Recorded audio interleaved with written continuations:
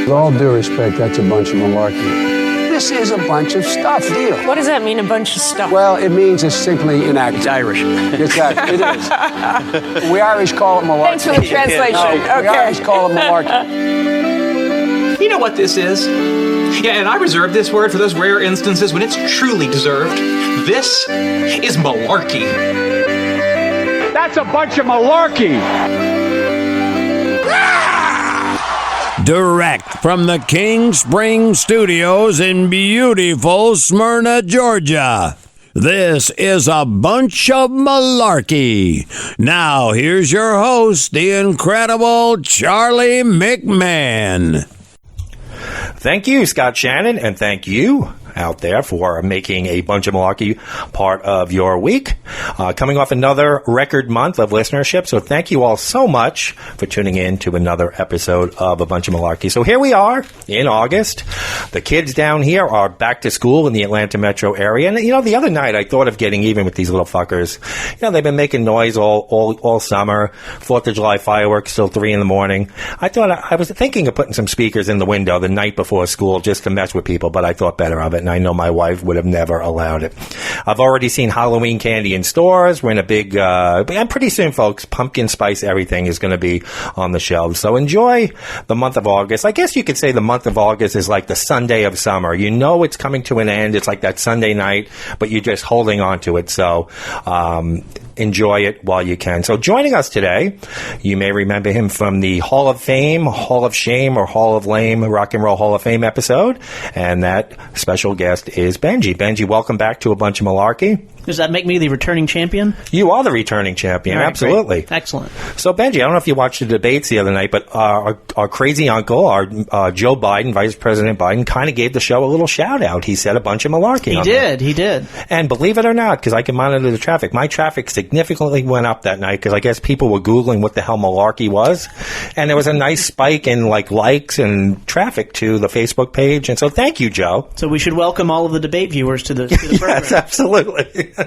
So, Benji, you're like me in the sense where you're a pretty social guy with people you like, but when it comes to going out in public and dealing with these mutants, as we call them on the show, you have a disdain for these kind of people, right? I do. I prefer animals to people. Yes. By and large. So last week I put out an additional poll on the show, and we talked about confronting these people that break these unwritten social rules out in public. And I wanted to know what percentage of the people out there and the listeners actually call out people when they see them doing something wrong, like cutting the line at a supermarket or anything like that. Are you the type that calls people out, or it depends on what it is? It takes a lot for me to make a scene. I'm very tolerant to a point, and then once I'm beyond that point, look out. Right. Well, it was pretty split. 53% of the listeners who answered the poll said that they would say nothing, and compared to 47% who said they would call out people. So it was pretty even. And I guess nowadays, too, Benji, you kind of have to be afraid that someone's going to be carrying a gun or taking things the wrong way. You got to be afraid to call these people out, in a way, right? Yeah, it's probably not the smartest thing to do. Well, I still do it. So you may be taking over the show one of these days when I'm not around anymore. So I want to get right into our segment that you all know and love so much. Mutant of the Week. And Benji, we had another landslide winner last week.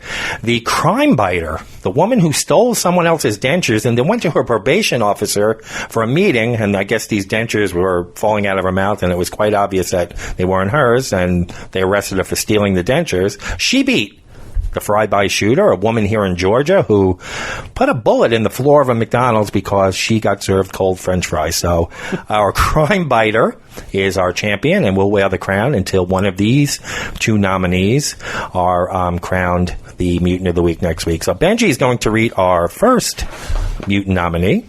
All right, a Cleveland man accused of robbing a bank will never be confused with Don Dillinger or Bonnie and Clyde. He probably failed Bank Robbery 101, if there is such a course. Michael Harrell, 54, held up the U.S. Bank on Monday morning. Investigators were able to identify him quickly because the demand note he passed to the teller was written on a document from the Ohio Bureau of Motor Vehicles, and this thing included his name and address. The note said, "This is a robbery. Don't get nobody hurt." Good grammar, too. Yeah, no kidding. So the teller was surprised and even called him by his first name because his name was written on this piece of paper. The teller passed him over $206 and then Big score. Yeah, and then called the authorities. The surveillance bank confirmed the man passing the note was this guy whose name was on the piece of paper and issued a warrant, and then they picked him up. So when the teller took the note, this woman said she looked at it, looked at the other side, saw his name. He had used a note that he had used earlier at the Bureau of Motor Vehicles, and it had his name on it. And it says that she even actually referred to him as Michael, which I guess he was not, Right, the adrenaline was running. Yeah. Apparently, this isn't unique. People robbing banks have left pieces of evidence behind, which of course helps authorities find them more quickly. Wow. We've had individuals drop things on the way out the door they didn't intend to, of course. We've had individuals drop cell phones that have their information. This is from the FBI agent saying this. A lot of times we're sending out pictures. We have no idea who the person could be or what part of town they could be from. But when you present a note that has your name already on it with your address, it helps tremendously. Absolutely. So we'll call him the recognized robber. Wow. That's a mutant. All right, so our recognized robber is our first mutant nominee. Our second mutant nominee, ice cream lickers, which we've spoken about on the show, and tea spitters, step aside. There's a new queen of gross food tampering on the scene. A woman who was accused of peeing on potatoes last week at a Pennsylvania Walmart has turned herself in. After releasing closed-circuit TV images of the culprit in an effort to track her down, West Mifflin police say Grace Brown arrived at the station with her attorney on Tuesday and identified herself as the person urinating on the potatoes. Back on the 25th of July, last week, or a week and a half ago, officers responded to a call by a store employee who had noticed a pool of urine in the produce area right near the spuds.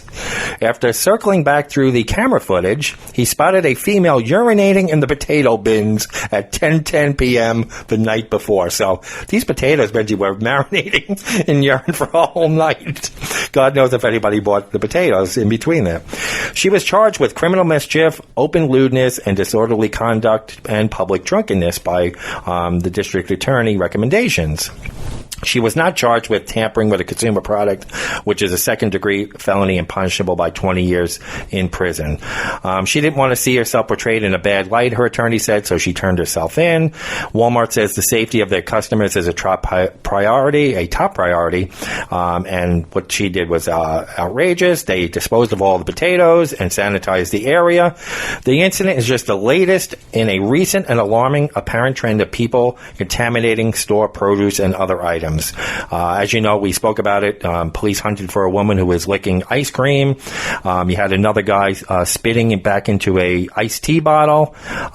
So this is rampant all around. So let's call her the Potato Pissin' Princess. And she is our second mutant nominee. Now, Benji, this has been going on for years. I mean, I spoke about it. I don't want to get too deep into this subject, but this has been going on for years. I worked retail in the late 80s and early 90s, and people maybe weren't contaminating food, but they were, relieving themselves wherever they could find a spot, even back in the 80s and 90s. So we're hearing about it more now with this social media. I thought you were going to call her the Spud Sprinkler. Well, that's actually not a bit. I might change it. Let me jot that down. The Spud Sprinkler. That's actually pretty good. Spud Sprinkler. We're going to take a poll on which. No, I'm just kidding. Which. So those potatoes, this segues perfectly, doesn't it, Benji? Those potatoes. That's an important food. Yeah, and it's a whole food, plant-based item, right? It is, absolutely. Now, Benji, I know I've also mentioned in previous episodes that he's a radio guy, but he's also the founder and executive director of the Remedy Food Project.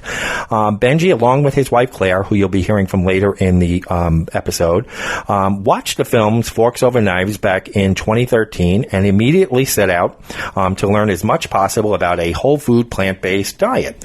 After reading books by whole food plant-based pioneers, research, and watching hours of YouTube lectures, Benji became dedicated to changing to a whole food, plant-based lifestyle. So I hope I got all that right, Benji. Absolutely.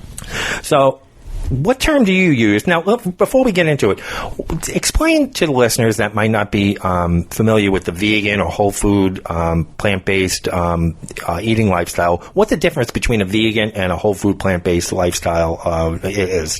To me, veganism is a lifestyle in itself. So in addition to what you put in your mouth, I think typically vegans, and this, of course, is all personal definition. Everyone has their own way to define how they see it. But in my opinion, if you're someone who considers yourself a vegan, you're concerned not only with what you eat, you're concerned with what you buy, what you wear. You're concerned about animal welfare and things like zoos and circus, and it is an all-encompassing lifestyle. A plant-based lifestyle is a diet, not a diet in the true sense of the word, but to me it describes what you choose to eat. Right. And you may or may not choose to have things like leather shoes or go to the circus or have feelings about zoos or things of that nature. So, I mean, typically, if you're a plant-based, you're really describing what you eat. If you're a vegan, it's more of an all-encompassing lifestyle. Now, a whole food, plant-based diet, which is what started my journey, and that has shifted a little bit over time, which I'm sure we'll get into, but you're really focusing on fruits, vegetables, whole grains, herbs, spices, legumes. Right, I mean, right. You're eating things that come from the earth that you can Its pick natural state. or harvest in its natural state. So you're not eating things that are overly processed. You're not eating a lot of sugar. You're not eating extracted oils. So you're trying to eschew oils. Right. It's a very clean way of eating that is a lifestyle. It is a way of eating that has been proven to prevent and reverse chronic disease. Right. Now, if you're just a vegan, you're eating things that are not as healthy for you as the list that I just mentioned. So you would be eating, meat substitutes, and you would be more free with your oils and sugar. And if you're having things like Doritos or Oreos or French fries, all of which are vegan foods, those are not whole food plant-based foods, but you certainly could be vegan and be very unhealthy because there's no animal products in those. So although my journey did start 6 years ago on the whole food plant-based side, over the past several years, both my wife and I have strayed somewhat from that and are probably more towards the vegan side than the whole food plant-based, because we do have meals and we do eat vegan foods which would not fall under that listing. Right. So what was the moment? Now, I mentioned in your introduction you watched a documentary called Forks Over Knives, and that was kind of the watershed moment for you. But were you thinking about changing your eating lifestyle before you saw that documentary, or was that the moment you said, wow, I need to do something? Well, I had always been uncomfortable with the idea of eating animals and animal products, because I have always been a huge animal lover, and I have always had problems being able to reconcile the fact that I loved animals, but yet they were also on my plate. Right. And the only reason that I had not approached vegetarianism, I didn't even really understand veganism was a thing, I think, at the time, but the reason I would never think to become vegetarian is because I just didn't think there were enough foods that would satisfy me that I would eat. And to me, as just eating salads 24/7. And do you think that's the biggest misconception of the vegan? Absolutely. Yeah, absolutely. But when watching the film, which showed the science behind why eating a whole food plant-based diet not only is the healthiest diet on the planet, but also how it goes towards animal welfare and the environment.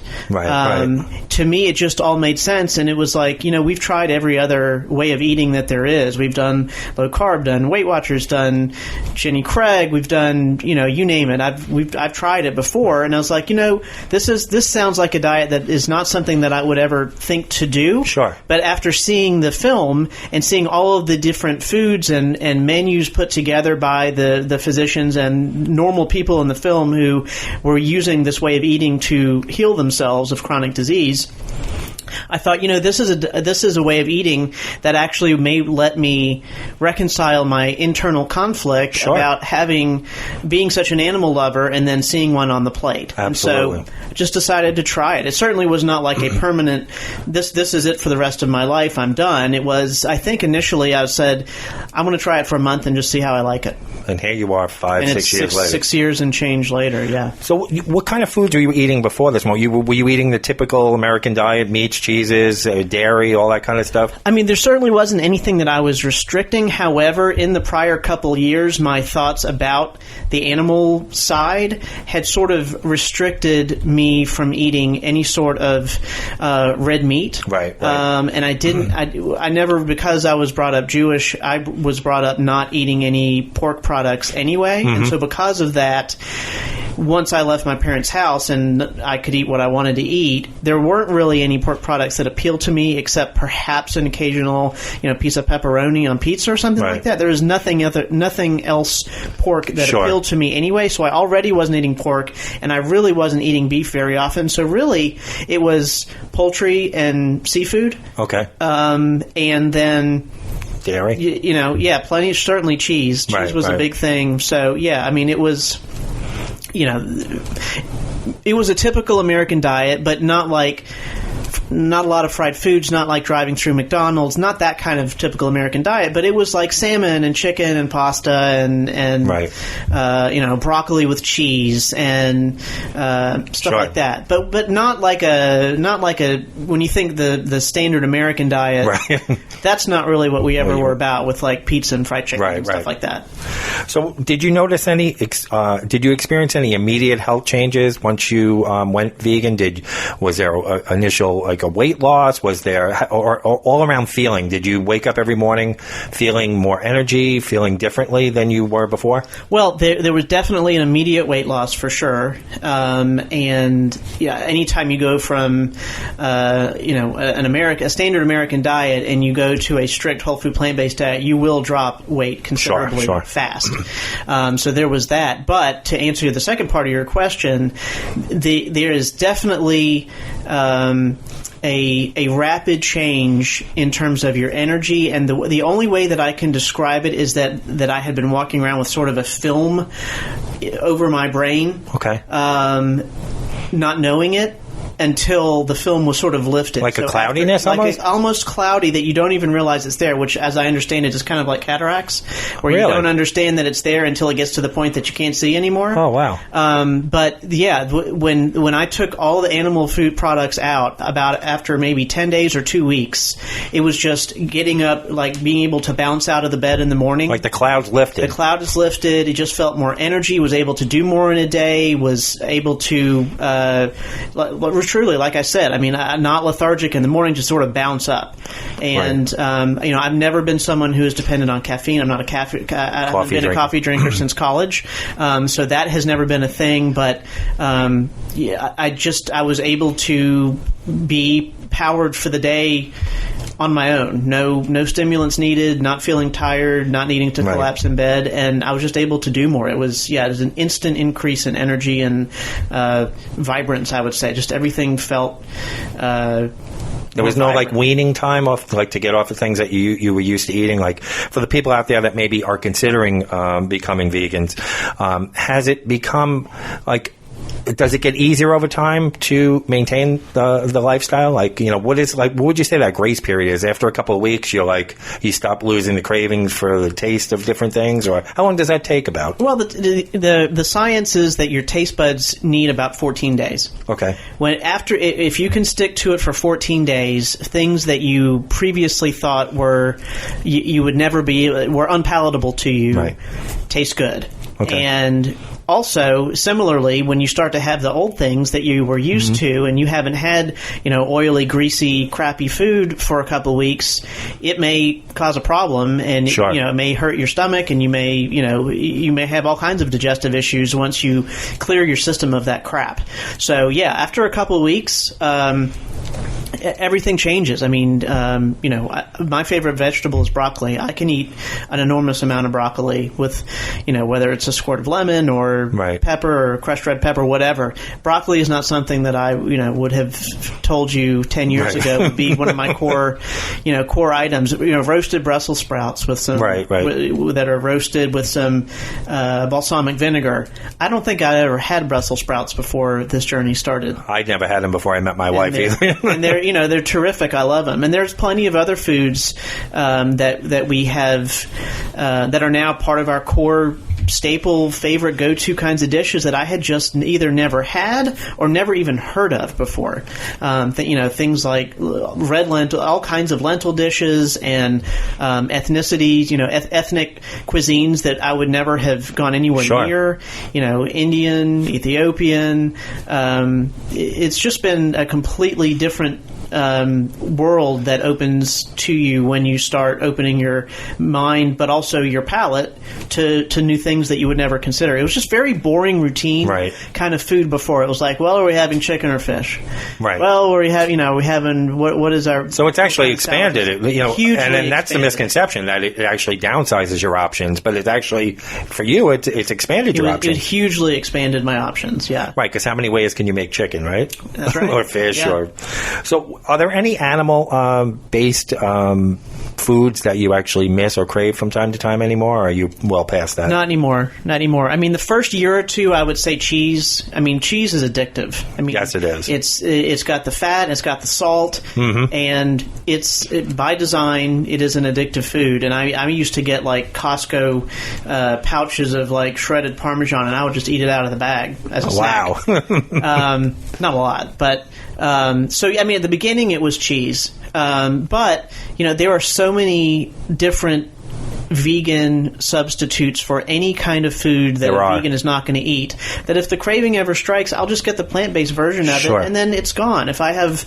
a hankering for a burger or something with cheese or pizza, there are delicious options either at the store or in a restaurant where I can satisfy that. And I'm sure you've noticed even in the 6 years, I met my wife in 2007, and I didn't really know what veganism was. I knew what vegetarian was, but the amount of items in the supermarket or even restaurants offering vegan or vegetarian alternatives now, just in the past 12 years, because I remember when we first started dating, trying to find a place that we could both eat at or even go into the supermarket to get groceries and stuff. It was a challenge. Nowadays, there are just as many vegan options at supermarkets, and now the restaurants are following suit.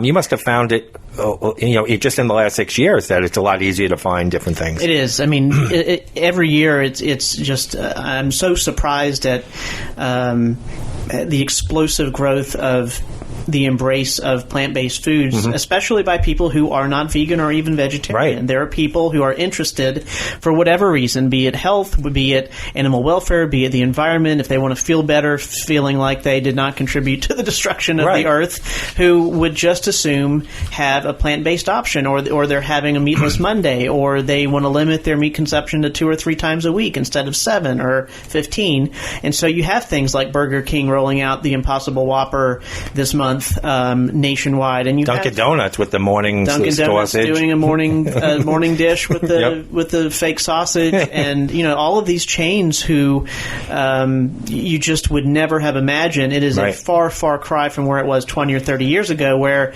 there would be one gross package of tofu off in the corner that's been there for 6 months, no turnover. And now there's there are entire multiple cases of frozen items or refrigerated items in every store, and it's not just a Whole Foods. It's not just your snooty stores. It's your regular, casual, everyday grocery stores have these items, and that's a big change, that you don't have to go to a Whole Foods or an upscale grocer to be able to eat this way anymore. It's very simple.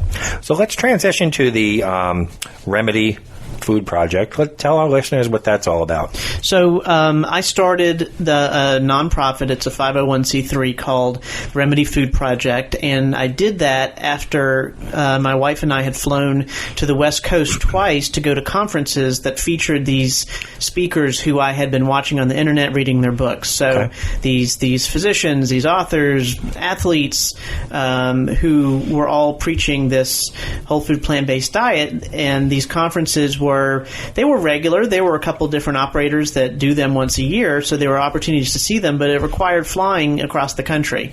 And so after we did that for the second year on the way back, I thought, this is something that would really be beneficial here in the South, because people are unhealthy in the South, generally speaking, more so than other, perhaps more, California, Sure. New York kind of places.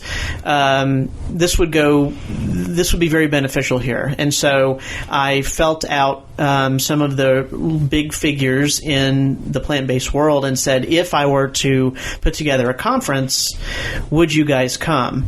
And they said, sure. And so I put together the first conference in November of 2015, and it was here in Atlanta at Emory. And honestly, the Remedy Food Project, it was sort of chicken and the vegan egg, because it wasn't starting the nonprofit and then saying what's the nonprofit going to do. Right. I planned a conference, and in so planning, discovered that in order to get support from certain vendors, specifically Kaiser Permanente has been very supportive of our efforts. That's terrific. They're the only insurance/health provider in America that is openly supportive and encouraging of a plant-based diet at this time. That's terrific. And so, in order to get money from people like Kaiser Permanente, being a 501c3 is a requirement. Sure. And so, I had already started planning the conference, and then I hurriedly put together the application to make us a 501c3. Oh, that's great. And so, how many conferences have you done now? You did the one in Atlanta in 2015. We've done two in Atlanta, one in Toronto, and one in Hilton Head. And then our fifth conference is this November, the 7th through the 10th, just outside of Portland, in a gorgeous part of the Columbia River Gorge. It's a nationally protected area on the Columbia River. It's about 45 minutes east of Portland, Oregon, at a place called the Skamania Lodge. It's actually in Washington, which is right across the river, but it's considered a suburb outside of Portland, Oregon. So this is a three-day event? It's portions of 4 days, but 3 nights. It's a Thursday night through a Sunday afternoon, and we sort of follow a formula at this point, since this will be the 5th time. And we have lined up an incredible, I believe, lineup of a cross-section, really, of educators, surgeons, cardiologists, athletes. We have someone who specializes in teaching how to batch cook your meals and be able to plan for your week. Sort of it's a combination of like the Container Store and plant-based eating. We have an Olympic athlete coming for the first time this year, a cyclist. Terrific. We do cooking demos with chefs, cookbook authors. Wow. And it's a really nice... It's very comprehensive. It is comprehensive. We try to spread it out. We've done a 1 day less itinerary 3 of our 4 conferences, and then this last one we stretched out an extra day, but we didn't really add that many more speakers. And what that enabled us to do is to allow each speaker to go a little bit longer. It made the breaks between sessions a little bit longer. We give people a break on the afternoon of one of the days. And so for our crowd, which tends to be a little bit older, we have found that their satisfaction level with the event is higher because we start a little later, we end a little earlier, we stretch things out, and the pace is more accustomed, for some people who are not ready to sit in a classroom style setting and then hurry off to. And older people like us like to end early, right? We want to absolutely. You want to be in bed. Be home before dark. 15. That's right. So. Now, where can people, Benji, who might be interested in learning more about this conference, get more information? They can go to the events website, which is remedyevents.org. That's remedyeventsplural.org. Okay. And the tickets are on sale now. Again, it's in November. It's a gorgeous environment, and for people who are either in the area or wanting to just take a long weekend away with an opportunity to learn and see what this is all about. Also, all the meals, by the way, I neglected to mention, all of the meals that are served are buffet style, are whole food plant-based, and so over the course of the Thursday night through Sunday afternoon, it's 9 different buffet all-you-can-eat meals, and it shows you a wide variety of what these foods are are, what they taste like. These are things, and we make sure that nothing is too fancy. We make sure that these are meals, the recipes which we provide to our guests afterwards. That's that great. You can make on your own without having to order some fancy ingredients at some gourmet food store. These are things that you can buy anywhere using staple items. Rice, potato, beans, Right. fruits, vegetables. These are things that anybody can get. And it's not like where you're at someone's house and you're eating some. Can I get the recipe? You already provide. That's covered. Absolutely, yeah. We put everything together in a big PDF file, and it gets sent out in return for them filling out a survey that we send out after the event. That's great. That's sort of the hook to get them to do our survey. So tickets are still available, and give them that website once again. remedyevents.org. All right. Well, earlier in the week, Benji, I had conversations with other individuals who are vegan or whole food plant-based, and they discussed their personal journeys, two of which are our wives, and another is Johnny B., who is no stranger to the show. He's co-hosted with me a few times, and his wife, Renee. So we want you to listen to those conversations, and Benji and I will be back on the other side. All right, making her Bunch of Malarkey debut here in the King Spring studio, we have Renee. Renee, thanks for stopping in to talk about veganism. It's my pleasure. Is that even a word, veganism? I think it is, right? I think it is. Okay. It is a word. So, Renee, we want to, the whole purpose of the show is to get people's, perspectives on being vegan or being plant-based. So I guess I'll start with the basic question. What term do you use to describe your eating lifestyle or habits? So do you consider yourself vegan or whole food plant-based? I am definitely a whole food plant-based. I'd like to be vegan, but I can't really get there. And when you say you're whole food plant-based, in a sentence or two, describe what that term means to you. Well, to me, Charlie, it means that I eat mostly vegetables, mostly vegetables. Sounds exciting. It can be. And mostly whole foods, not processed foods. Okay. So you never have like a packaged cookie or something, like an Oreo? Oreo's a vegan. That's right. And I can't say never. As a treat. But rarely. I try to stick to especially the lower fat, non-processed foods. That's smart. I wish I could do the same. Except when I'm eating with you, of course. So when did you become whole food plant-based in your diet? What was the trigger? Like, what was going on in your life at the time? What was the start of that for you? Well, actually, the trigger was I met Johnny B., my husband, in 2005. Okay. And I was probably 80% there where I didn't eat, I didn't eat red meat, and I didn't eat meat for breakfast or lunch. That was kind of my own rule. But when I met John, he was following, for health reasons, Dean Ornish's program where it's his book on reversing heart disease, because John had heart disease.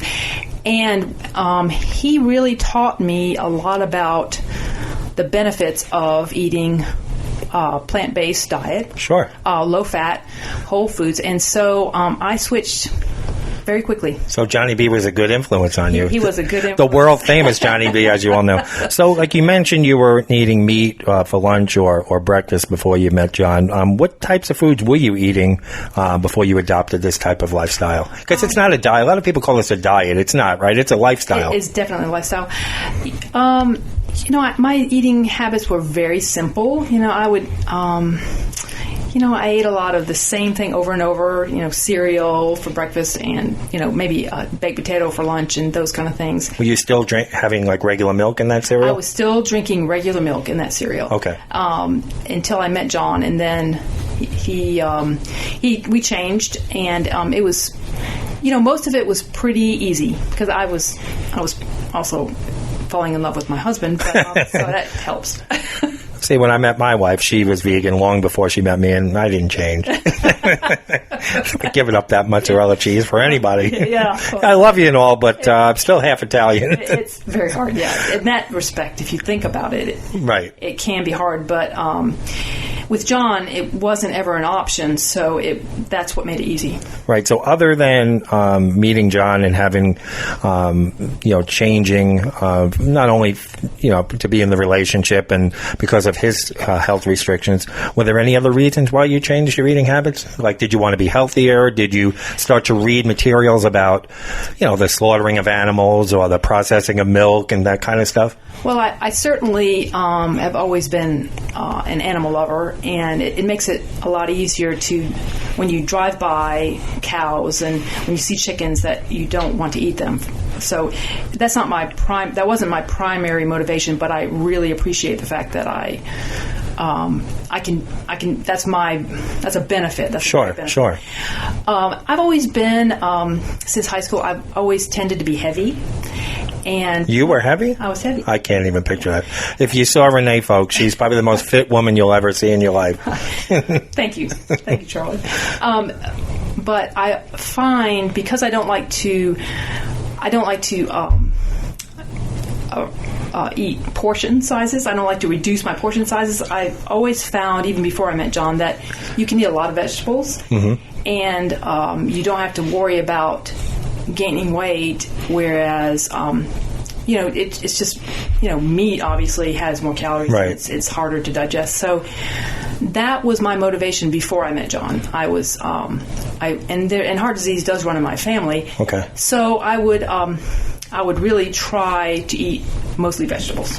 See, like, you ever hear of hitting a wall when you eat something? Like, you just eat so much of something in one sitting that you just hit a wall?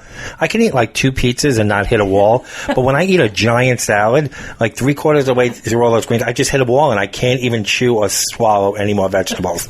Like, I don't mind. I like a good salad. I like vegetables. But I hit, like, this mental wall when it comes to vegetables and salad. I have never hit a wall. You've never hit a vegetable wall? Never hit a vegetable wall. All right, I guess I'm the only one that's... But I've never hit a wall. I guess I just eat... No. I'm like the Joey Chestnut of pizza eating, but when it comes to salads, I just hit a wall. I couldn't win a salad eating contest. That's for sure. But no, that's interesting. So what do you think was the hardest thing for you about changing your lifestyle, your eating lifestyle? What was the most difficult part of it? Well, I think it was the little things, like giving up half and half in my coffee. That was hard, but I did it. I went gradually. I went to fat-free half and half, and then I tried the almond milks. But now I just drink black coffee, which is good.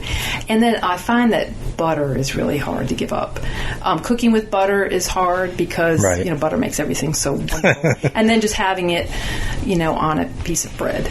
I have to say, I haven't eaten real butter in, I don't know, since I met my wife. We use that Earth Balance, and it tastes just like butter. I don't miss butter at all. Oh, wow. That's one thing I don't, not that I'm vegan, folks, but I, as you know, I live with, my wife's vegan, and I do eat a lot of the meat substitutes and butter substitutes and stuff like that, and I don't miss butter at all. Wow. But I was never a big butter fan. I would eat bread. I could eat a half a loaf of bread, dip it in tomato sauce, but I never put any butter on it. I don't need a butter knife. Yeah, I think it's our childhood, the way we grew up. I think now, of course, I ate margarine because I'm a child of the '60s, but parquet. That's right. But being I grew up in the South, and butter was became a Paula Deen. Yeah, not quite that much. But how about the social aspect? Was that difficult? Like when it came to going out with friends and stuff, did you find that transition difficult? No, because John's friends all knew exactly where he was, right. And they were very accommodating, and they just told him whenever we were invited to a party, they just told him to bring his own food. Okay, that's easy enough. It was easy. Yeah. Ring the doorbell with your elbows, literally. So was there anything about changing your eating habits and lifestyle that you found easier than you expected? Well, it was just pretty easy for me because I was already... You were already. It was there. already mostly there. So it was pretty easy. Did you experience any immediate or long-term health changes after adopting a whole food plant-based diet?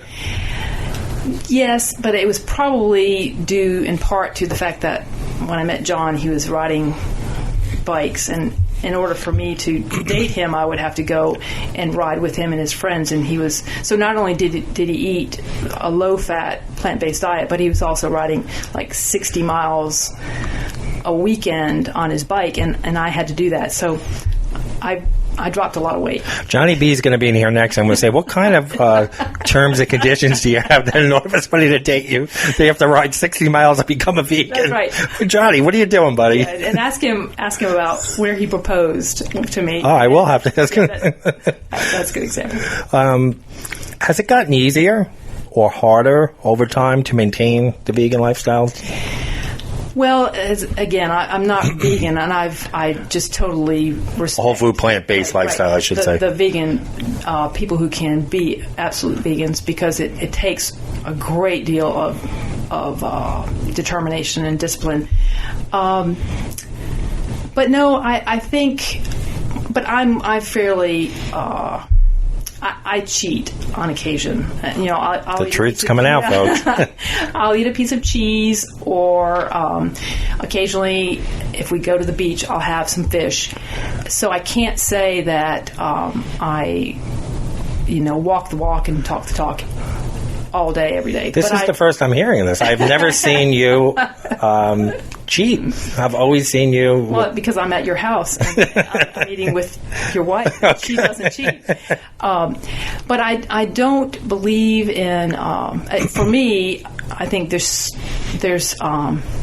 as long as I do my best and try to be as healthy as I can, that I can allow myself an occasional slip. Right. Other than the few foods that you do cheat every once in a while, are there any animal-based products or foods that you really miss? And if so, what are they? Well, you mentioned the half and half. Is it the half and half? Would you still miss that, you think? If you put it in your coffee, would you be like, this is gross? I wouldn't. I don't feel the need to do that. But if you did, do you think it would be like, why did I like this? No, I probably could appreciate it on some level, but I wouldn't do it. It's gone. The sort of the high is gone. So what foods do you miss that you haven't maybe cheated on over the years that you say, wow, that would be good? Well, it's interesting. When I grew up, my family is French Canadian. I'm like third generation, but for Christmas we have this special thing that my dad and my grandmother and his mother prepared, whatever, called pork pie. And it is just what it sounds like. It's ground pork with cinnamon and potatoes and onions, and it's in a pie shell. Wow. It looks like a fruit pie. And again, it's very French Canadian. And I've eaten it since I was a child. And after I met John, I had to stop, because it doesn't get any more. It doesn't get any. I mean, you can't eat anything worse than right. So, does your family still make it on the holidays when you go to visit? And actually, I make the pastry. My dad makes the pork part. So You're still assembling them. I assemble it, but I can't eat it. So that's a little tough, because it smells. Right. I mean, the smell. And then when you're raised with something, exactly, it brings you back to those times. And right. But I have not touched a bite since. That's willpower. 2005. Now, are there any other things like that you really miss? No, the pork pie is it. That pork pie is probably it. So I guess my next question is kind of silly then. There's no vegan substitute for that food. No. Do you think you could take the ingredients and use a tempeh or something or what's that stuff they use for pork? The fruit, jackfruit. Do you think you could make a jackfruit substitute for that? No, I wouldn't even try. You wouldn't even try. Mm-mm. It's like me with vegan cheese on pizza. I wouldn't even try it. Right. There's some things that are better left. Just missing it. Right. Right. Just missing it. That's right. Do you eat would you say you eat a smaller variety of food since you become whole food plant-based than you did before? Or is that a misconception? I think that's a misconception, because if you go to a good grocery store, there's an Ingles in North Georgia in the Publix, you can get vegetables that I still have never even prepared. So there's such a huge variety that, and if you wanted to just make a huge meal and get use so many cookbooks and recipes. If you really wanted to fix a nice meal, completely vegan or vegetarian or plant-based, it's endless. Right. It's such a popular thing now. But So yeah, I think you can eat a different food every single day if you really want to. And I'll close it out with one final question. What do you think the biggest misconception about the whole food, plant-based lifestyle or vegan lifestyle is from non-vegan or non-whole food, plant-based eaters? What do you think the biggest misconception is? That you don't get enough protein or... Yes, boy. Oh, yes. I think that there's not enough, that you can't possibly get enough protein. And then there's the idea that somehow you won't have enough energy, that somehow that your body needs meat to have energy or to build muscle, and that's just not the case. And I wish I had the energy that you and Johnny B have when it comes to all these bike rides and rowing classes. I'm having trouble making it to the mailbox these days. We're working on it. Well, Renee, I think that'll wrap it up. I really appreciate you stopping by here at the King Spring Studio to give your take on the whole food, plant-based lifestyle, and I think the listeners are really appreciate it as well. Well, it's my pleasure, Charlie. It's great to be here. And thanks for being a listener to the show as well. We really appreciate it. I'm always there.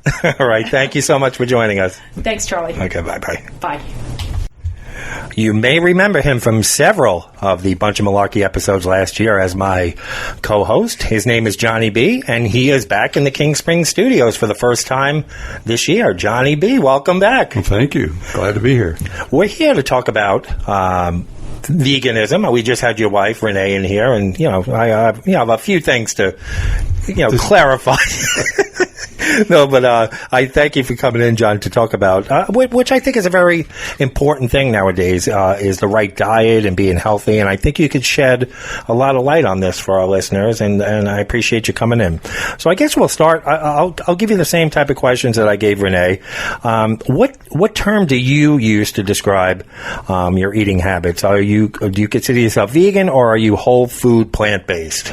I'm really whole food plant-based. I use the term vegan in that, like, if I'm at a restaurant and somebody sees me ordering, they'll say, "Are you a vegan?" Right. I don't stop and correct them. But if somebody wants to know what I'm doing because they might want to try to do it, right, I basically say you're eating whole food, whole grains, right, plant-based food.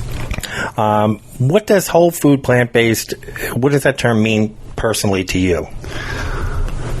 Well, it basically means you're eating stuff that just grows. Right. It's not processed. It's not processed. You're eating it more in the state that it comes from the ground. I totally get what you're saying. Now, when did you become vegan or whole food plant-based? When did that lifestyle change take place? How many years ago? About, let's see, I'm 73. 29 years ago, I was 44. So you were on the cutting edge. This wasn't like, I know vegan, be vegan or whole food plant-based. For most people that are, it's a lifestyle change. There are some fad aspects to it for some of the younger folks, but you were doing this before anybody even knew what it was. Well, pretty much. My story is this. when I was 44, I went to the doctor to get a physical. Okay. And the doctor said, gee, your cholesterol's a little high.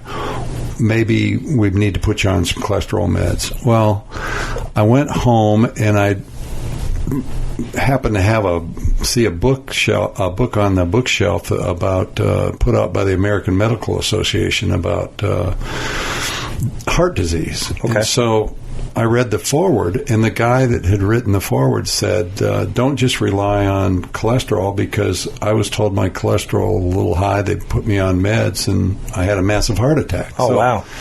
I got interested in that, and at the time, my son was in high school, and he was dating a girl whose dad was a cardiologist. And so I called him up and kind of told him the history, and he says, well, let's do this. Come on in, and let's check you, make sure you don't have heart disease, and then we'll worry about the cholesterol. Sure. So, long story short, they went in and tested me and found out I had severe heart disease. Oh, wow. I mean, like, I was told that I had like a 30-second life expectancy. Oh, my goodness. And I didn't want to do bypass surgery because I got real interested in reading about the effects of that and the long-term effects, yeah. Long-term effects and whether or not it really worked.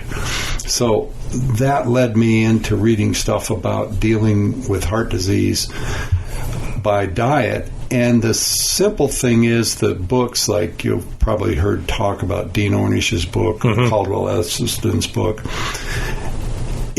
you learn that heart disease is a modern disease, and it's due to what we eat. Absolutely. And so that's what put me on to being plant-based, whole food. So what were you eating, John, before you had the medical issue and started to get into the whole food plant-based diet? Were you eating a normal American diet, like meats and cheeses and just like everybody else? I was, and I would have never, you would have never thought that I would have had a problem, because it wasn't like I was overweight. I was very healthy looking. I was very strong. I was very athletic.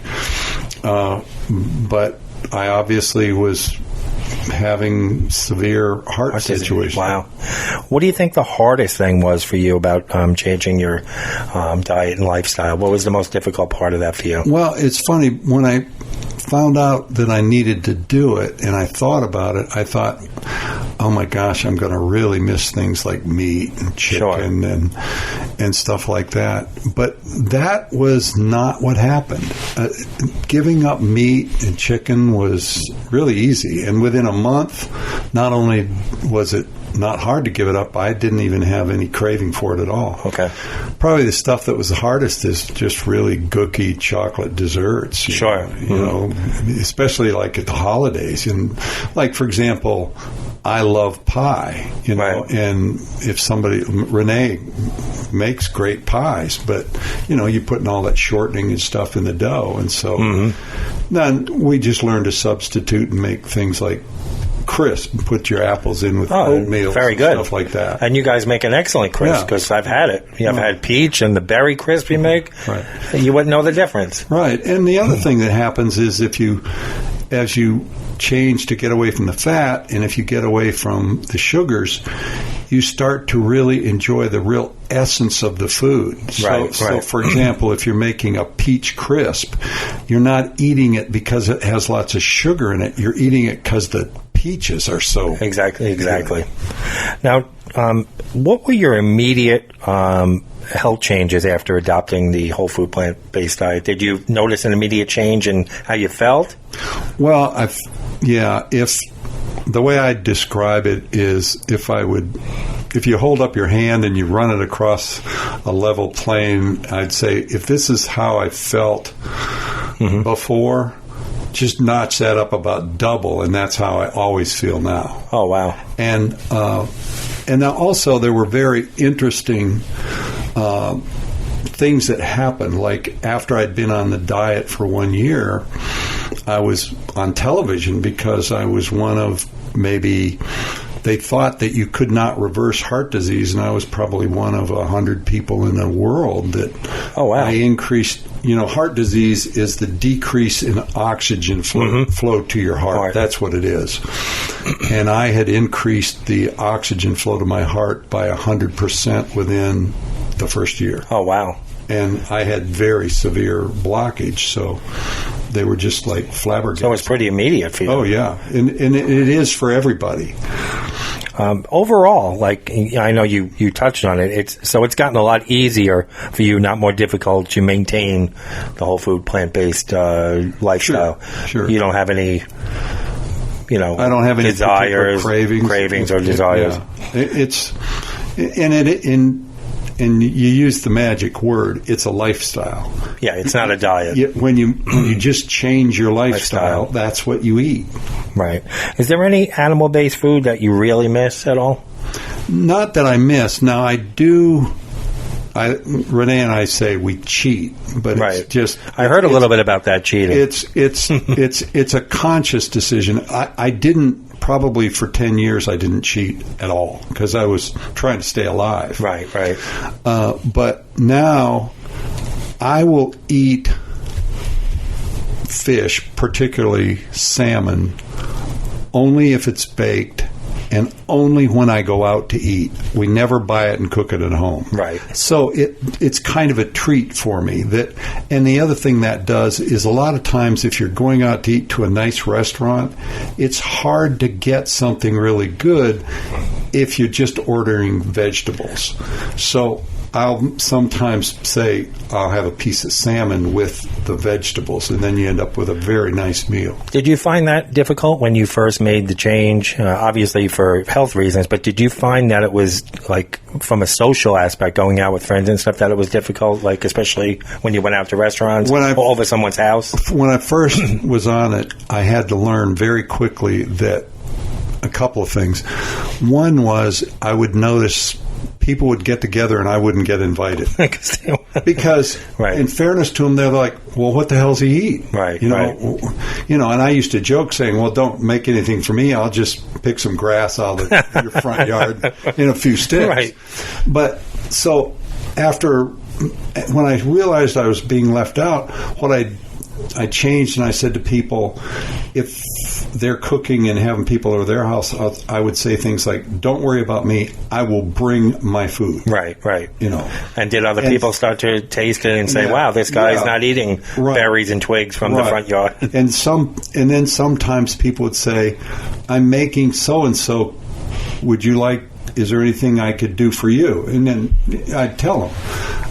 And then, of course, going out to eat at first was very difficult because, 30 years ago, especially up in North Georgia, if it wasn't a piece of meat, they were like, it was like a religion, so. You know what I always wondered, and maybe you can answer this for me, and I've asked my wife it a bunch of times, and, vegans and whole food plant-based folks, obviously they don't eat meat and don't like meat, but why are why are there so many meat substitute products if meat is like a big turnoff?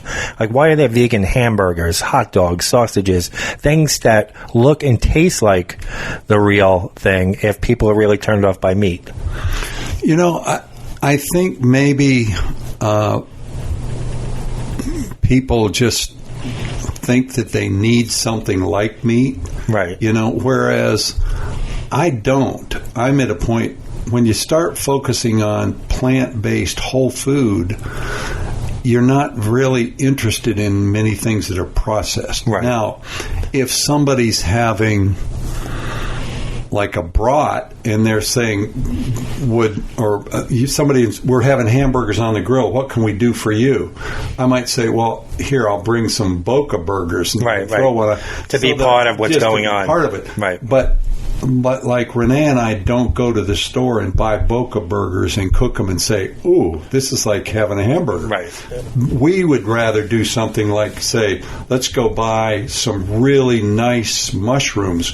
We'll slice them thin. We'll cook them in a little water, and then we'll put some really great barbecue sauce on them, and that'll be a sandwich. But it's just a great sandwich. It's not like, oh, this is almost like a hamburger. Right, you're not comparing it. Yeah. I get it.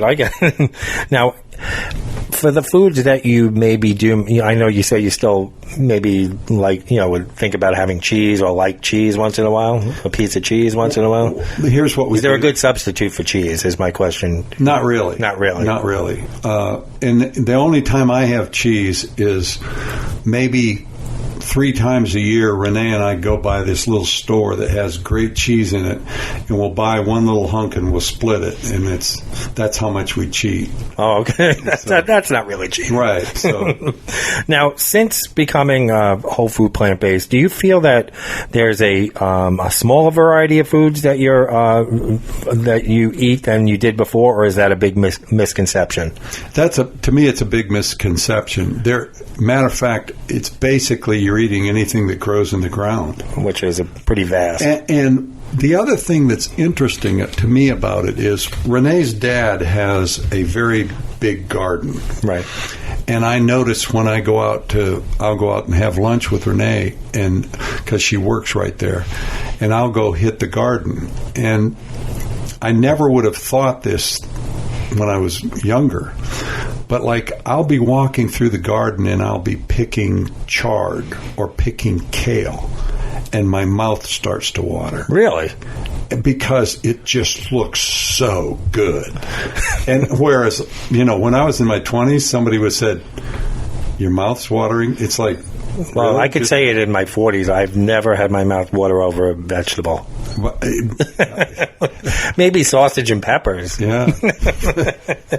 Now, John, we're talking about misconceptions. What do you think, somebody who's not familiar with the vegan lifestyle or the whole food plant-based lifestyle, what do you think the biggest misconception is about people who are living that lifstyle? I think it's this. I've been doing this for almost 30 years, and the common question I always get is, where do you get your protein? Right, that's what Renee and I spoke about. And the reality is, plenty of places. You can't eat in America and not get enough protein. Right. I mean, have you ever heard of an American that doesn't get enough protein? No. I mean, matter of fact, I think if you just ate potatoes, you'd still get enough protein. So what are your biggest protein sources? Would you say beans and things? Beans, it's protein and broccoli. Right. And also, the other thing that's so important to me about the idea of whole food is shown by an apple. They did a study about, they tried to extract the amount of, what is it? Like pulp? No, the orange, what's the prime ingredient that you get from... Pectin? From an orange. I don't know why it's just slipping my mind. But they're saying, there's an apple does not have that much of that because they can't extract it. Right. But when a person eats a whole apple, they get... Talking about fiber? A lot more. No, not fiber. It's... I can't think of it. It's like the... Oh, God. I'm sorry. No, that's okay. But and what they've learned is that it's that simple thing, the whole is more than the sum of its parts. And that's why they don't think supplements work, because a supplement is something that's removed from its whole. From its whole, right. And you take like an apple, it's a very complex chemical thing that's going on that reacts with your body, and if you try to just extract some of its parts, you're taking it out of its environment, and it doesn't work the same. So what's this? I hear that in order for Renee, when you met her, to date you, she had to bike 60 miles and climb mountains and go fully vegan. Is this true? And what's about this engagement story? Well, and you talk about something kicking you in the ass, because now we go riding pretty much every weekend.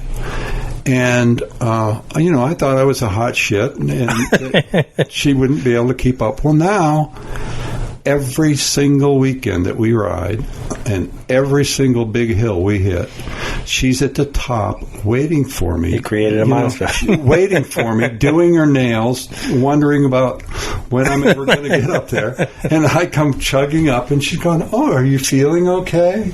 So it must feel good, though, that you've made not only a difference in your own life, but you've been an influence on your wife and other people around you. Yeah. Renee is a lot of people over the years have been very interested in what I've done. Right. Very few people jump into it. Renee jumped right into it. She just was like, "Oh, I love what you're doing. I want to do it." And she's as diligent about it as I am. Well, that's great. Well, John, keep spreading the gospel. And it's very important to get this information out. One final thing that I'll say about it, and I thought this was really revealing. Several years after Renee and I had been together a long time, and she had to go into the hospital to have something done. And she was, as you know, Renee gets very nervous. She was a little nervous about it. And I remember saying to her, I said, "Think about this, though, that no matter what they find, no matter what the doctor says, everything you have been doing in your life, your exercise, your food, everything you have been doing to optimize your health. So whatever they find, they're dealing with somebody that's done everything they could do to possibly. And sure enough, she came out with flying colors, Well, that's a lesson everybody should take, John. And I really appreciate you coming in and telling your personal story, plant-based whole food story. And I think the listeners will really appreciate it as well. And we got to have you back for a full show one of these days. Sure. All right. Sure. Well, thank you so much, John. You're welcome.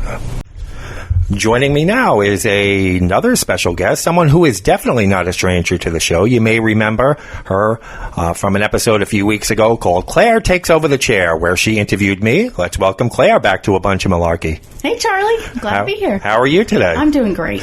Now, you're here to talk about your personal vegan or whole food plant-based journey. Now, Claire, what term do you use to describe your eating lifestyle? Would you consider yourself vegan or whole food plant-based? I consider myself vegan at this point.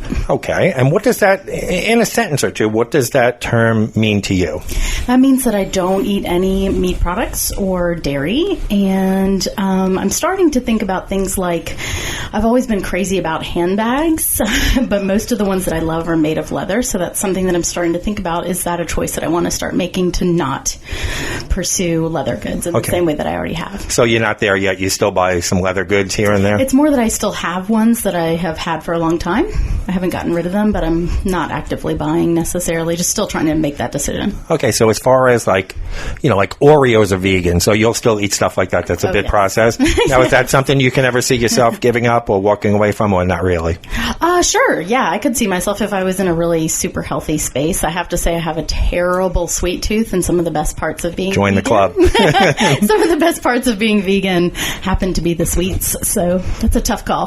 So tell us your story about when you decided to become vegan. What was going on in your life? What was there a watershed moment that made you say, wow, I need to do this? There was. And I actually started out with my husband being whole food plant-based. We watched the documentary Forks Over Knives over was it Memorial Day weekend, probably, I think it was 5 years ago. And we both, I think, had probably been moving in that direction where we were starting to question, do we, we love animals so much. Is this something that we want to keep doing? And once we watched that and saw the health benefits, Benji was just like gung-ho. And so I will say that I followed along, was pleased about it, but definitely it took me a little longer to get fully on board. There was still like a month or two of having sushi. Sure.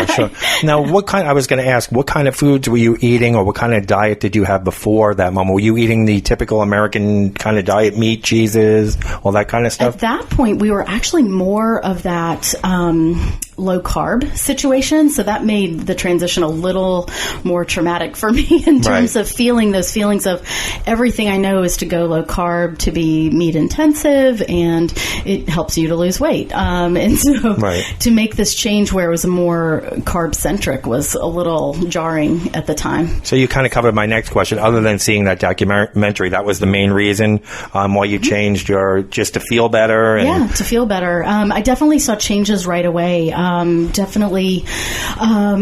We both started losing weight at the time, and I started feeling like my stomach started hurting less. I felt better generally. My energy was higher, my sleep was better, and I have to say one of the best parts about it wasn't even health related. It's a food safety issue. What I really like about being vegan or whole food, plant-based, or whatever you want to call it, is that since we don't deal with raw meat, our kitchen is generally clean of bacteria related and food poisoning in general. You don't have to really worry about. But you are right. I mean, I'm not vegan. I mean, I still eat a lot of dairy, but I don't eat meat as much. And when I was consuming meat on almost a daily basis, I used to wake up every morning with cramps and not feeling well. And since I only eat meat a few times a year now, I do feel better in the mornings. So I definitely can relate to that. Now, what was the hardest thing for you about changing your, I don't want to call it a diet, your eating lifestyle? What was the hardest thing for you? I think, and this is probably true for a lot of people who go whole food plant-based or vegan, is that social aspect. I'm the kind of person who I love love to be with people, and I love to make my friends happy with food and all of that. So for me, that was, and it's still to this day is rather challenging to have to be the one that's like, no, have a salad. So, I think that was the hardest transition for me. And there were definitely foods that for me had associations of either culture or memories or just things that I truly enjoyed, that it was harder for me than for my husband to give up. Well, I think you touched on something really important. Now, you're Italian or part Italian or all Italian? Mostly Italian like I am. And that's the hardest part I have with making the transition. Like, we'll go out for pizza or we'll have people over for pizza and everybody else will be eating the vegan pizza. And I cannot, certain things that are linked to my culture, I cannot do the vegan substitute. If I go to a Thai restaurant, I have no reference point. I can have the tofu with the mixed vegetables and the chili sauce instead of chicken or another meat.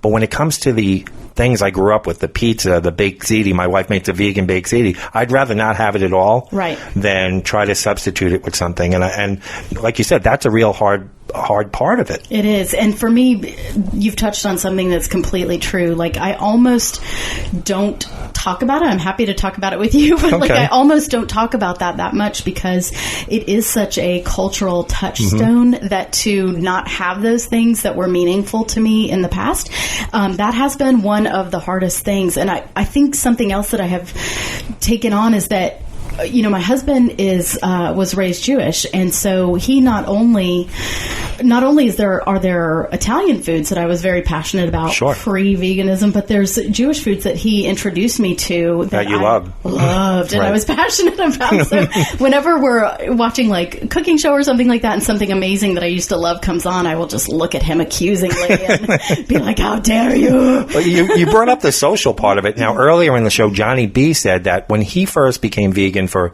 health reasons, he had heart disease, that people there were so many misconceptions about being vegan that he wasn't invited to a lot of things because they didn't know what to serve him or what he could eat. Did you find that you and your husband Benji had the same thing where you maybe weren't invited to things, or when you went to visit family they're like, what the hell do you people eat? Exactly. Yes. Yes to both of those things. That has definitely happened to us. I think people are less likely to omnivores are less likely to invite us over. And then definitely one of Benji's relatives definitely always says to us over and over again, what do you eat? I don't even know what to feed you. And we're like, we're happy to bring something. I think that's one of the things that's best about vegans or whole food plant-based people is they are so happy to be the one to bring something. And often it's something that can be multi-purpose and that an omnivore can have, someone who's passionate about meat can have. And so I think all of us are of that bent that we want to share. Right. And it's also educating non-vegan or whole food plant-based people that, wow, these foods can be good and they are tasty. It's not like you're picking grass off the front lawn, and because I think that's a big misconception that what the hell do you people eat? For sure. Now, is there any part of the lifestyle change that was easier than you thought? We covered the more difficult aspects. Was there any part of it that was like, wow, this is easier than I thought? Just incorporating more fruits and vegetables into our diets. I think that was really easy, and finding recipes that tasted really good. That was pretty a smooth transition. So overall, it's been relatively easy maintaining it. Do you ever feel the need that you want to cheat on and have something that maybe you shouldn't? It's more like every once in a while I'll smell something, and that's I think that's probably a human thing. If you smell grilling meat and you grew up eating that, that's going to always put that like pinch in your stomach, like, oh, I know that smell. Right. But other than that, I don't feel like I feel it. Is there name maybe 2 or 3 animal based foods that you really, really miss? I would say all types of seafood. I would say pizza and pecan pie. Those were my passion items before. 2 out of 3 ain't bad. I could drop the seafood, but the pizza and the pecan pie is. And is there a vegan substitute for any of those foods that you mentioned that is actually good? I mean, we spoke with Johnny earlier in the show, and he said there really aren't many vegan cheese substitutes that are very good. But like the seafood, I've seen like seafood, like crab cake, wannabe crab cakes in the store, and you do have pizza. We've gone out for pizza, and there are great vegan desserts. But have you found any substitutes that are satisfying in any of those 3 areas? Seafood, I just do without. That's not something that I would ever want to use a substitute for. I just don't feel like it comes anywhere close. The pizza, definitely, we've gone to places like like Amatza, and there's a lot more places over and over in Atlanta that are just expanding their menu to include some kind of vegan cheese. And then you can definitely make a pecan pie in vegan style, but it's never going to taste exactly like that sweet Southern pie that you're used to. Is there now? Is this a misconception? We're going to close it out with these next couple of questions.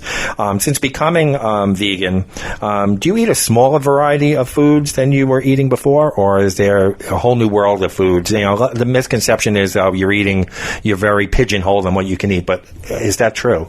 I feel like we have explored a much wider variety of foods. We're so passionate about foods that maybe we probably would have stuck more to like Italian foods or quote unquote American style foods. And now, we'll try any kind of Ethiopian, any type of Asian based foods, we love Indian food. So it's like that has widened greatly for us. So, and for the non-vegan audience, which is probably the majority of the people listening, I think only 6% of the United States is vegan. I think I read the latest study. What is the biggest misconception about being a vegan? I think that it's just you're eating dandelion greens and it's just really super boring. And there's just so much now that there's such a wide variety of substitute foods, along with things like the Impossible Burger or Beyond Meat, things like that. Plus, once you allow yourself to open yourself up to a wide variety of fruits and vegetables and grains and beans, it's, your world opens up a little bit more. And I asked Johnny B this, we'll close it out with this. Now, there are so many, like you said, meat substitutes. It's a booming market. Even some fast food places are now, Whopper and Del Taco and all these other places are coming out with their own, with the meat substitutes to bring in the vegan crowd. Why do you think if most vegans and whole food plant-based people are turned off by meat or don't want meat anymore why do you think there are so many meat substitutes that vegans feel that they want to have a vegan sausage or a hamburger or a hot dog when the thought of meat kind of turns them off? Why do you think there's so many meat substitutes? I think it's more, the question comes more from all of these companies creating these items, and I think it's actually more that they are trying to create items that people are used to having, but more importantly, what they're trying to do is take some of the market away from actual meat and to show people that they can have tastes that they know and remember that are not actually meat-based. And I think that's more what this is evolving into, is that these companies like Impossible and other companies, they want to take a lot of that market share and help the planet at the same time. That's a perspective that I didn't really think of. Well, thank you for sharing that. Claire, thank you for swinging by the King Spring studio and letting the audience hear your personal vegan journey. We really appreciate it. And we hope to have you back for another full episode one of these days. Thank you, Charlie. Appreciate it. All right, we'll talk soon. Okay.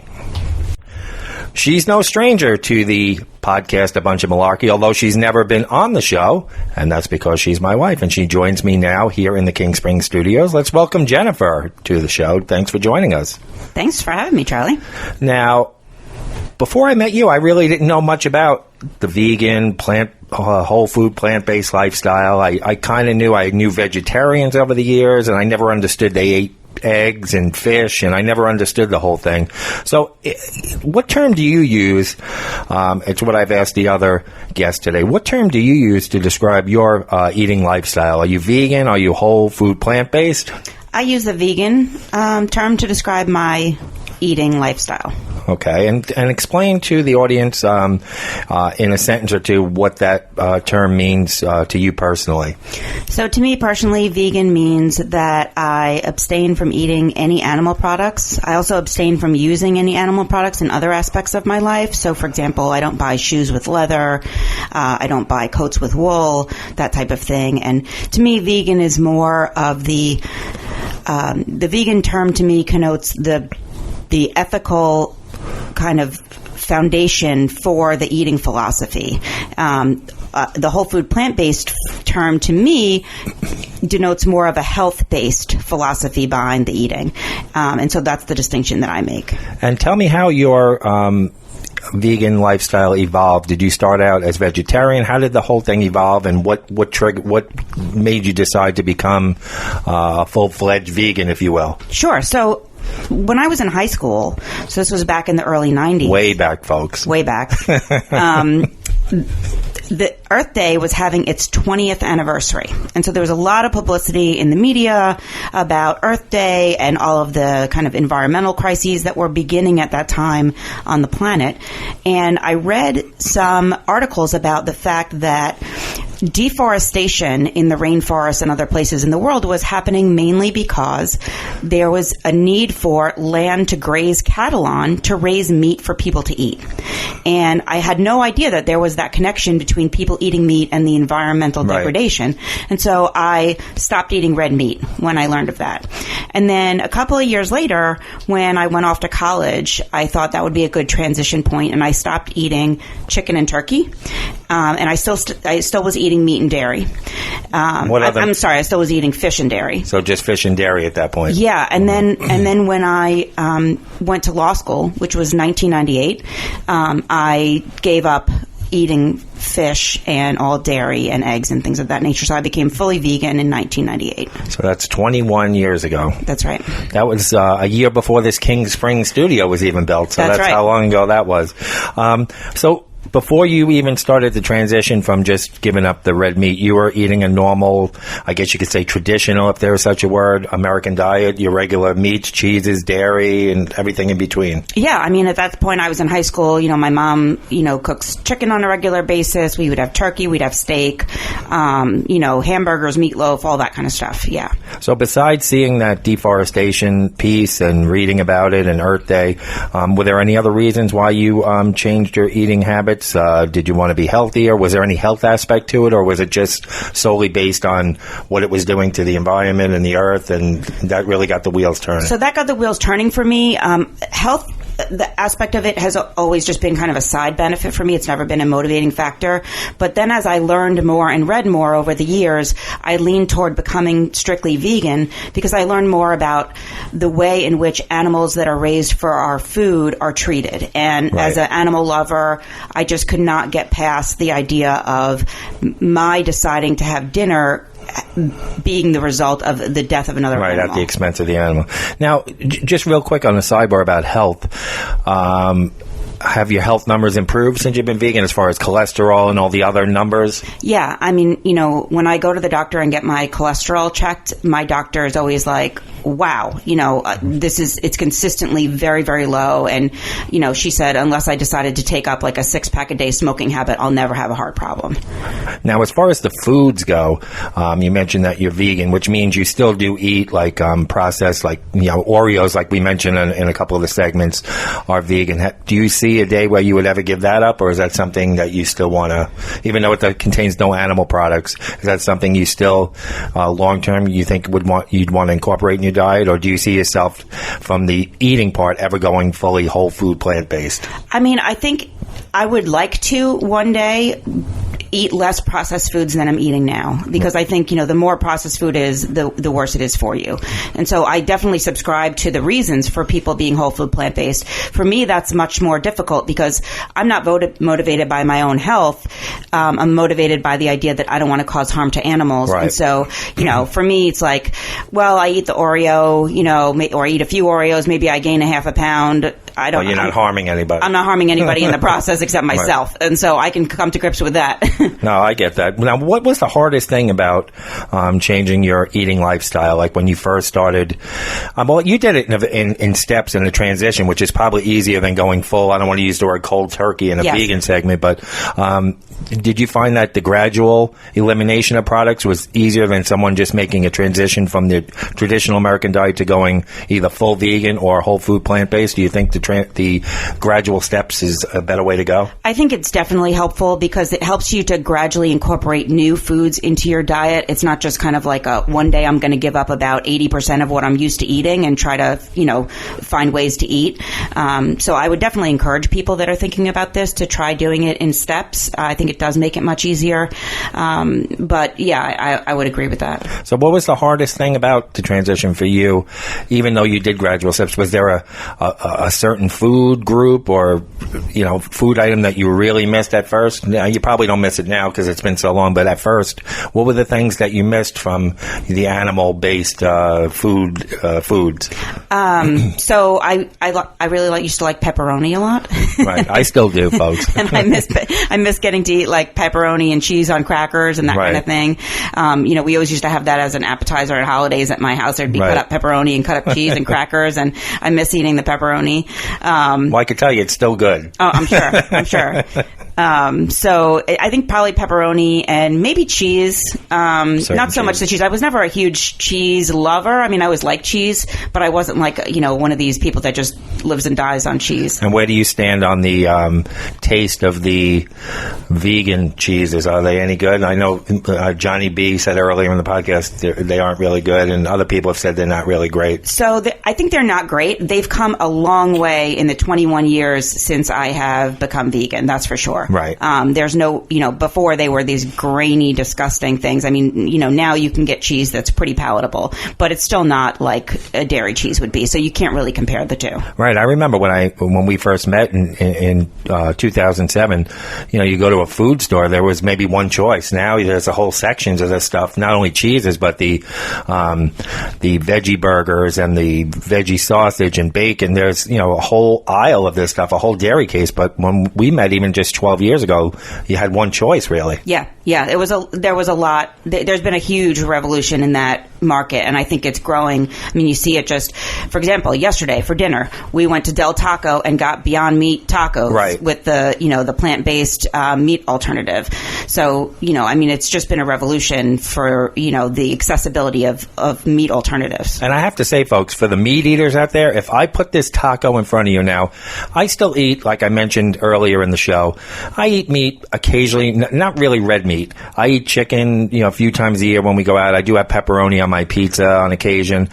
But if I put these tacos with this meat substitute, I think it's a pea-based protein, with the sauce that they cook it in and all the toppings in the taco, I would bet 9 out of 10 people would not know the difference if I put this taco down and you took a bite and ate the whole taco. You would be like, that was beef. Absolutely. There's no question about it. Yeah. Certain ones, I have to say, certain vegan products, you can definitely tell the difference. But these Del Taco, if there's a Del Taco near you, go in and try these Beyond Meat burritos and tacos. You definitely won't know the difference, and it's a lot healthier for you. Yeah.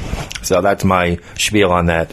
Now, from a social aspect, when you first became vegan, was it difficult to go out with friends and dinner parties and stuff? Did people shy away from you, or were they interested in what you were doing? Well, I've never been one to be kind of a proselytizer of my vegan philosophy, so I never would really kind of put it out there. I basically just would indicate that, when we got there, I'd end up eating like a salad and a baked potato or something.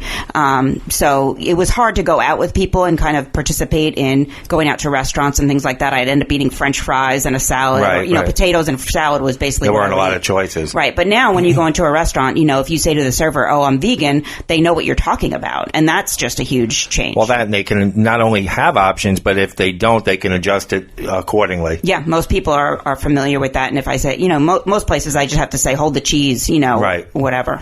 So. Now, do you think, since becoming vegan, do you eat a smaller variety of foods than you did before, or is that like a misconception? I think that's a misconception. I actually think I eat a much greater variety of foods because, it's very easy to just kind of put cook chicken or cook a hamburger or meatloaf and, put a vegetable with it and that's your dinner. But when that's not the option that you're choosing, you have to kind of find alternatives. And I eat a lot more lentils and different kinds of lentils and beans and different grains than I ever would have eaten before. Right, and I think you are more willing to try, like Benji said earlier in the show, he's willing to try more things that he never would have thought of and more ethnicities of food that he would have never even thought about trying as a, what do you call it, a carnivore? Right, absolutely. Omnivore. Our default when we go out to eat now is Thai food. I mean, that probably would not have been our default before. So, no, you're right. Because in a Thai restaurant, you can get tofu with pretty much everything. And they've got lots of vegetables and lots of noodles, based on rice, and it's great. Now, overall, we'll close it with this. What do you think the biggest misconception about the whole food plant-based lifestyle or the vegan lifestyle is from non-participants in that lifestyle?